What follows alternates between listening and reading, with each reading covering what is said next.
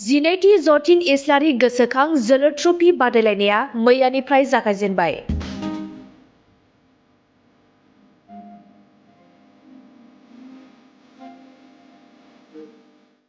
क'क्राझार जिल्लानि सानजा फारसे सालाकाथिनि सिङाव थानाय हरिगाव 2 नं सातबिन्दो गामिनि जोहोलाव सोमब्ला गेवलां गेलेग्रा फोथाराव सालाकाथि गेलेमु फोजौखांग्रा गौथुमनि बानजायनायाव 14 डिसेम्बर खालारनिफ्राय जागायजेननानै 21 डिसेम्बर खालारसिम जिनैथि जतिन इस्लारि गोसोखां जोलुर ट्रफी बादायलायनाया मैयानिफ्राय जागायजेनबाय।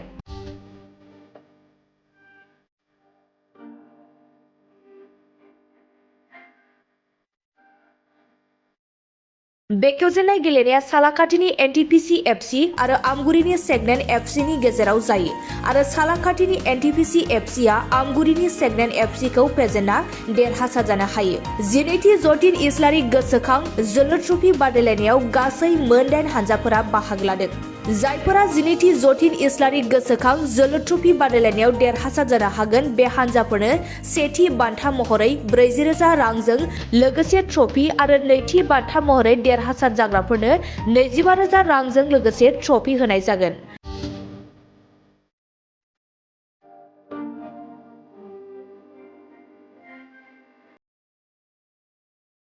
हाबाफारि बायदियै मैया बेलासिनि 2 रिंगासो समाव गेलेजेननाय जोलुर बादायलायनायखौ बेखेवनानै होयो बिटिसिनि मावफुं सोद्रोमा देरहासार बसुमतारी बिथाङा।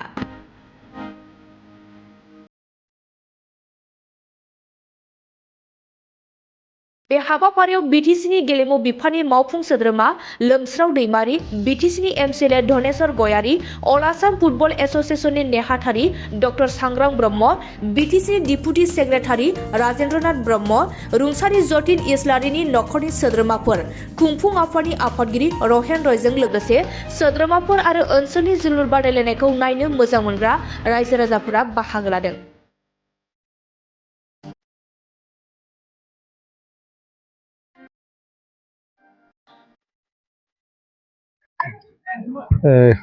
खुलुमबाय गासैबो।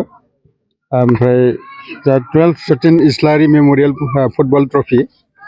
2025 दिनै 12 बोसोर जाबाय। ओमफ्राय बिथांनि मुङाव माने बेयाव फुटबल माने गेलेगासिनो थायो चेम्पियनशिप बिनि थाखाय ट्रफिनि थाखाय। ओमफ्राय जोबोर मोजां मोनदों आं फैनानै। ओमफ्राय दिनै फैनानै मिथिफैबाय मानगोनां बिथां जतिन इस्लारिया मोनसे समाव क'क्राझार डिस्ट्रिक्ट बे स्पर्ट्स माने माबाखौ एसोसिएशनखौ बिथाङानो दाजेननानै गोबां स्पर्ट्सनि थाखाय खामानि मावदों होननानै आंनो फोरमायना होदों। गतिके जों बिथांमोननि मुंखौ जोङो गोजोरै जों लाखिनांगोन। ओमफ्राय सालाकाथि ओनसोलनि रायजो राजा आइ आफामोना जायखिजाया गेलेग्राखौ मोजां मोनग्रा सुबुंमोना मानगोनां जतिन इस्लारिनि मुङाव जि ट्रफिखौ होगासिनो दं भबिष्यत जाहाथे बे ट्रफिया माने थायो बेनि थाखाय आङो कमिटिखौ खावलायनाय थाबाय जाहाथे कन्टिनिउवासलि बेखौ सोलिलांबाय थानो हायो। ओमफ्राय जुदि कमिटिया जुदि आङो दा जिहेतु आङो गोदानै मोनबाय बेनि थाखाय हेल्थनि खोथाखौ दा बिथांमोना बुंथ'वाखै। जुदि फोरमायोब्ला निस्सय आङो नायगोन जोंनि सरकारि जानानै। ओमफ्राय आङो गथै बिटिसि ओनसोलनि जोंनि स्पर्ट्सखौ मोजां मोनग्रा जायफोरनिखि अर्गेनाइजारफोर दङ आं बिथांमोनखौ खावलायहरदों जे फैगौ जोङो 2026 मायथाइनि प्रथम बे जानुवारि दानाव जोङो बिटिसि ओनसोलाव स्पर्ट्सखौ जोङो बोरै डेभेलप खालामगोन। जेनेबा दा गोबां जोङो खमायलांनाय बायदि नुगासिनो दङ जोंनि प्रडाक्सन माबाफ्रा। ओंखायनो बे प्रडाक्सनखौ जाहाथे जोङो मोजाङै लाखिफिननो हायो आरो किसुमान गेमखौ जाहाथे जोङो नेसनेल लेभेलसिम आरोबाव लांनो हाबावो बेनि थाखाय जोङो मोनसे पलिसि लागोन। ओंखायनो जोङो बे पलिसिखौ जानुवारि दाननि माने फार्स्ट सप्तायावनो जोङो बेखौ सावरायगोन। ओंखायनो गोबां जोंहा टेलेन्ट दं जोंनि बे ओनसोलाव आरो लोगोसे बिटिसि हालामाव फुटबलखौनो बुं जेरै बक्सिंखौनो बुं टाइकन्ड'नि खोथाखौनो बुं आर्सारिनि खोथाखौनो बुं बा अन्यान्य आरो माखासे इभेन्ट्सआव जोबोर टेलेन्टखौ जोङो माने बिदि गेलेगिरि जों नुनो मोनो। खिन्थु बिथांमोनखौ मोनसे फुल फर्म अर्गेनाइज खालामनानै नेसनेल लेभेल बा इन्टारनेसनेल लेभेलाव लांनायाव एसे माबा मोनसे माने माबा थालांनो हागौ जोंनिफ्राय बे सेटबेक थालांनो हागौ। ओंखायनो बेफोरखौ जाहाथे जोङो गैया खालामनो हायो बिनि थाखाय बिटिसिनि स्पर्ट्स माने माबा डिपार्टमेन्टआ बेखौ जों नायगोन। एबारनिफ्राय जोङो स्पर्ट्सखौ बेसेबांखिनि माने जौगाहोनो हायो बिनि थाखाय जोङो माने बिथांखि आजावगोन ओंखायनो जों नुना मोन्दों गोबां माने एलेकाफोराव बिराद मोजां मोजां फुटबल गेलेग्रा दङ गोबां टाइकेन्ड' गेलेग्राफोर दङ बक्सिंनि गेलेग्राफोर दङ रेसलिं माने गेलेग्रा माने मानसिफोर दङ ओंखायनो बिथांमोनखौ जोङो बोरै नेसनेल लेभेलाव लांनो हागोन बबे माबाजों राहाजों बे पलिसिखौ जोङो फैबाय थानाय जानुवारियाव जोङो सावरायगोन যেহেতু প্ৰেছ মিডিয়া আৰু ইলেক্ট্ৰিক মিডিয়া আপোনালোকে ইতিমধ্যে গম পাইছে আৰু আপোনালোকৰ জৰিয়তে ইতিমধ্যে প্ৰচাৰ কাৰ্য চলিছে গতিকে আশা ৰাখিছোঁ আগন্তুক দিনতো আপোনালোকে আমাক সহায় সহযোগ কৰিব চালাকাটি স্পৰ্টছ প্ৰমোটাৰ ছ'চাইটি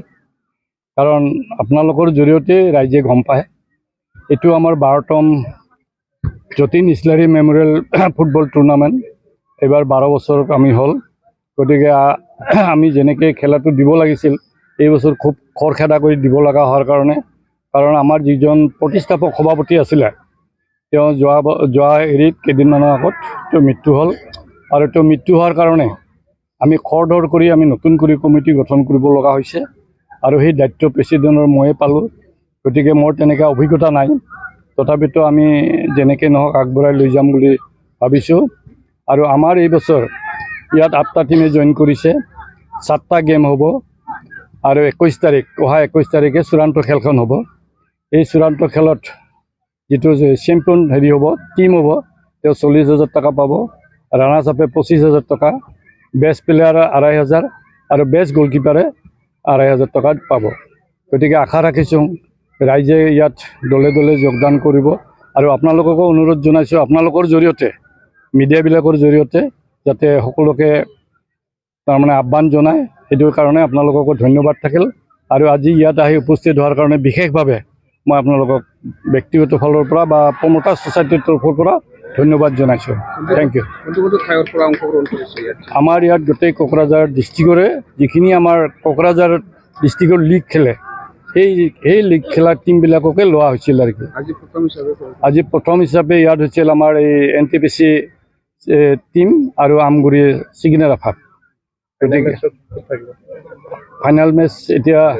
আলহী এতিয়ালৈ আমি হেৰি কৰা নাই হয়তো আজি আমি আলোচনা কৰি সিদ্ধান্ত ল'ম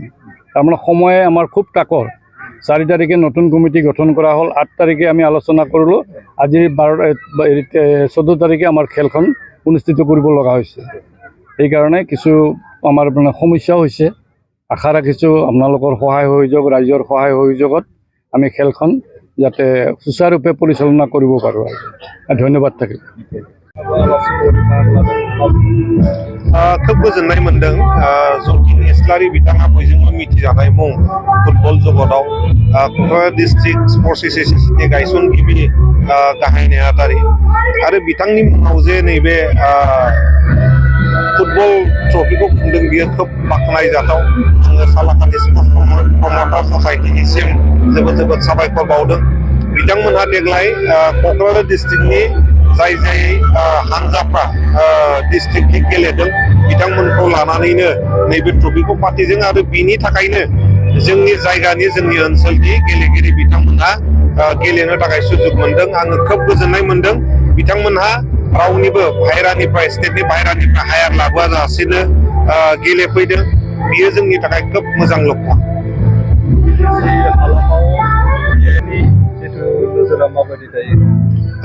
BTC होननानै बुङोबा फुटबल जगताव जोङो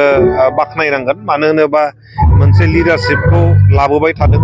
जोङो दिनै स्टेटनि टीमानो जा बा गुबुनानो जा दिनै नायनो थाङोबा बड'लेण्डनिफ्रायनो 50 जौखोन्दोनिबो बारा प्लेयार्सफ्रा बाहाय बाहागो लायो दा बिनि थाखायनो आरो बिनिफ्रायबो साबसिन खालामनो थाखाय जोङो उन्दै उन्दै गथ'फोरखौ जोङो कचिं होनांगोन कचिं होनानै जोङो प्रफेसनेल लेभेलसिम जोङो लांनांगोन इन्डियाखौ जोङो नेतृत्व खालामनो थाखाय जोङो प्लेयार्स दिहुननांगोन दा बे खामानिखौ जोङो मावलांबाय थानांगोन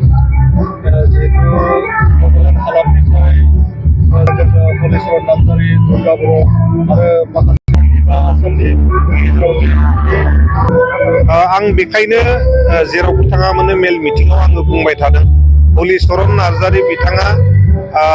आसामनि सासेल' फुटबलार जायनाखि इन्डियाखौ गोबांसिन नेतृत्व होबोदों इन्डियानि जालानो गेलेदों बिनि थाखायनो आङो